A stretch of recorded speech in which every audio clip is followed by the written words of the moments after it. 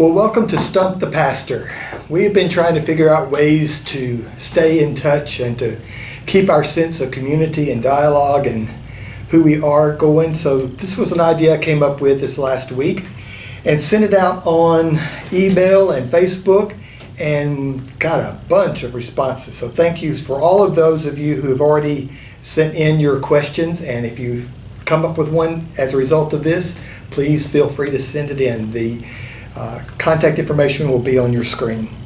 So, what this is going to be, hopefully, and this is our first one, so you're my guinea pig, is to have the questions that maybe you've thought about over the years or never have heard anybody talk about.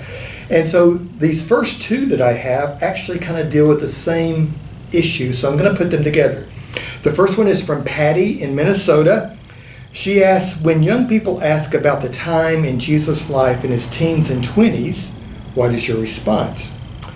And also with that is Lillian from Maryland. She says, I've always wondered when the phrase is used in the gospel about taking up your cross before Jesus actually died on the cross. How would one know what that means? So first of all, thank you both, Patty and Lillian, for sending in your questions. And both of these deal with how we read the Bible, actually, and what we understand is there when we read the Bible and what is not there. You see, we tend to read the Bibles like 21st century Americans. Imagine that, huh? So when we think about stories, when we think about what we receive as news and information, we read things like a news story. So when you see the evening news or you read a newspaper, you get information, you get the facts, you get it laid out in an understandable fashion. Or we tend to read things like biographies. So when somebody tells their life story, they go through from beginning to end and they give you all the information that they think is important for you to understand about how they are, what they are, and what they are all about. One thing we have to remember is that there was no reporter following Jesus with a notepad. So when he was teaching and preaching and doing the things he was doing with his disciples, people had to simply remember those experiences. So there wasn't somebody there that said, did he say, blessed are the poor, or blessed are the poor in spirit? That didn't happen that way. There was no editor checking the facts or the sources of the story.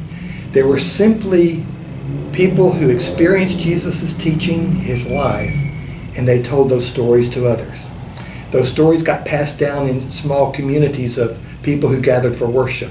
Those stories got then transferred to other people. Now we know that particularly in the Gospels, this is how the Gospels were formed. The letters of Paul were letters. They were written to communities of faith. So we have a little better history of how those were created. Just so you know, the letters of Paul, some of them were actually created before the Gospels were created. So the Gospels are more about oral tradition, more about stories, more about people talking about their experience of Jesus and other people's experiences of Jesus. So the Gospels started out as these stories among Jewish followers. Now, remember that at the time of Jesus, everybody was Jewish. All the disciples were Jewish. All the people gathering at his sermons were Jewish. Jesus never said anything about creating a separate religion. His ministry was about reforming Judaism. And all the people that gathered with him were people that were interested in reforming Judaism. So these stories got shared. And then, of course, after Jesus is killed, the stories continued among the communities of faith that gathered. So these stories changed as they were told, so we have different versions of the same story. If you look at the Gospels, you see the same story being told in different ways. Some of that is because these stories emerged or were told in different places. And then when those disciples interacted, they began to hear the stories from other people's perceptions. And the other thing we need to remember about the stories of Jesus is that the first versions were about the Passion and about the crucifixion. So they were the stories about the Last Supper and the the Garden of Gethsemane, and about the crucifixion and Golgotha and all those kinds of things. Because those were the powerful stories of Jesus' ministry. He was willing to challenge authority. He was willing, both religious and cultural authority.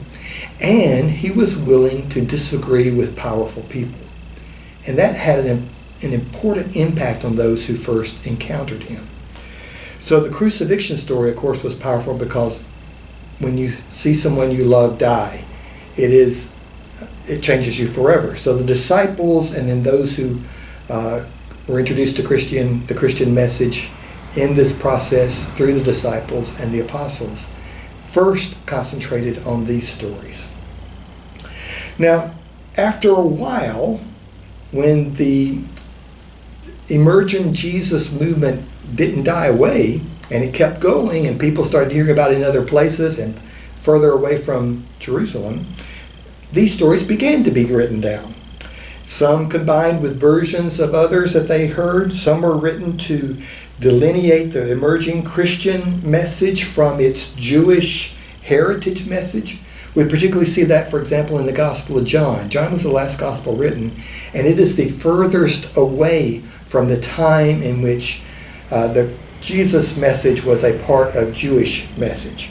So by the time the Gospel of John is written, we see this delineation of who is Christian and who is Jewish.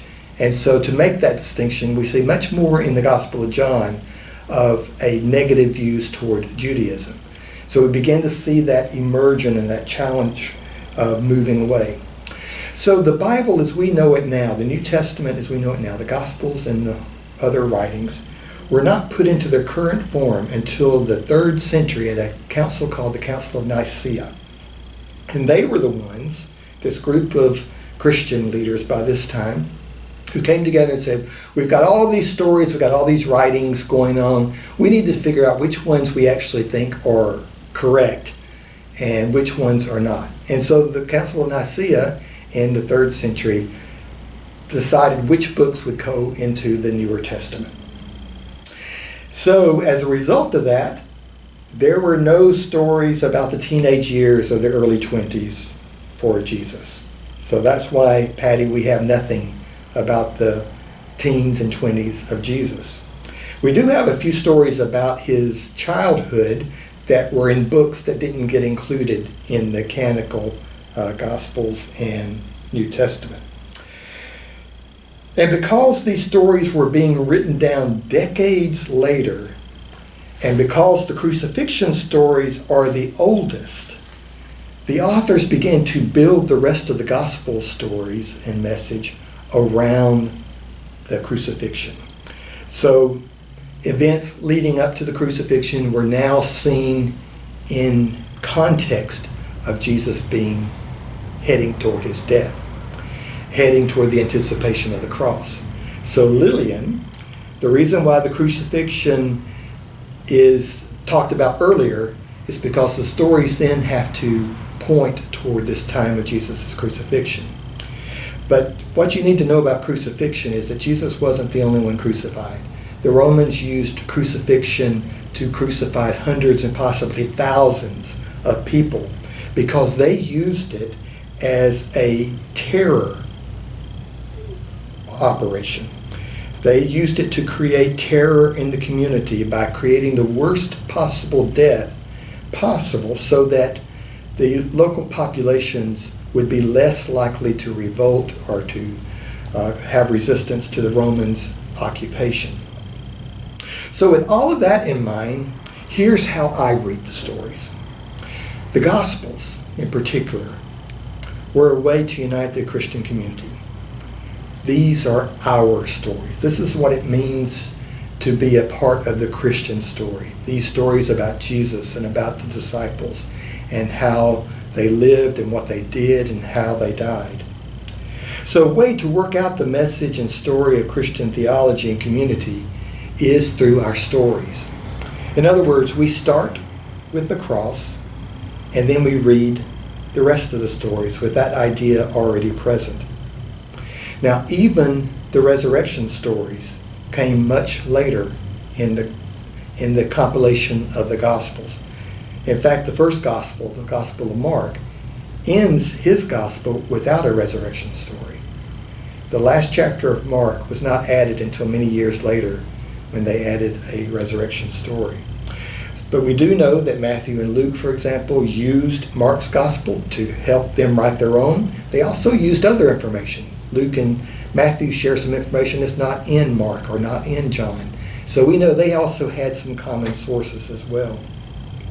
But what I would suggest we do when we read the Gospels is not read them like a textbook, but read them much more as a memoir.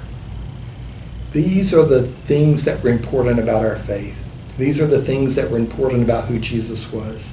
These were how the disciples were called. So it's much more about these are the important things that happened that people remembered. And we know that these stories are still so very important because these texts are still our beginning point to talk about our own faith today. We still use these stories as our touchstone.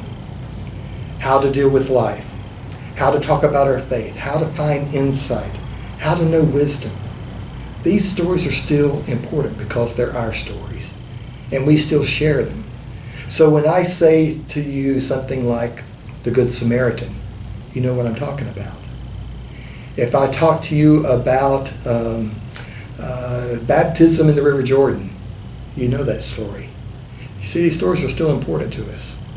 And so that's why we continue to use the Bible as an important touchstone of our faith, and why it's got some things and doesn't have others.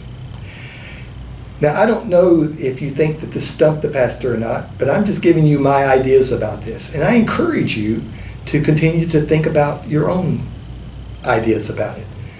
This presentation is never to give you simply the right answer.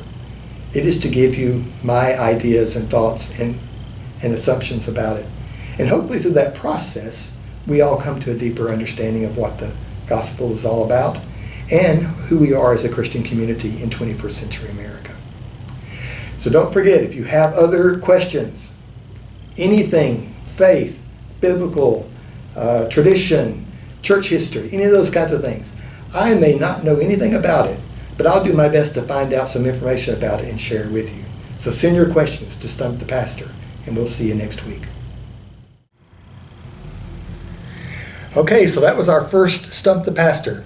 Patty, Lillian, how do you think I did? Did I answer your question? If not, send me another one, or if you want more information, do that. Also, any of you that had questions raised as a result of this, let me know. I want to answer your questions, and I want to be in this dialogue with you. I'm willing to be stumped as your pastor.